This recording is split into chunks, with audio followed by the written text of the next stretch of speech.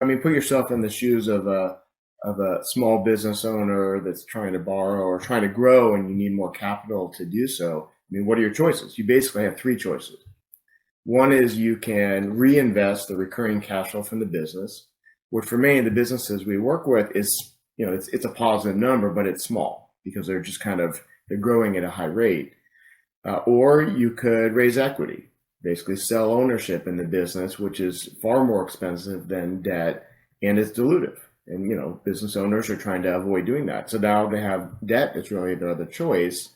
And so we feel a need that is, albeit more expensive than a bank, less expensive than selling equity, and it's non-dilutive. So the business owners are retaining ownership.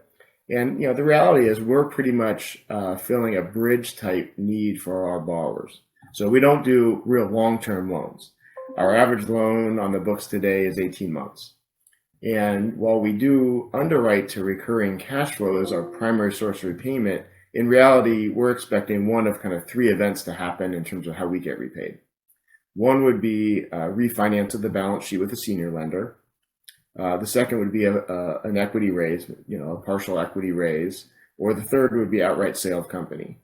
And the vast majority of our borrowers are expecting one of those three events to take place in roughly the next 1 to 2 years, which is why we structure these loans the way we do, and why this type of capital can be a very beneficial service in the hopes of getting, or the expectation of getting, a higher kind of value of company at the end of it.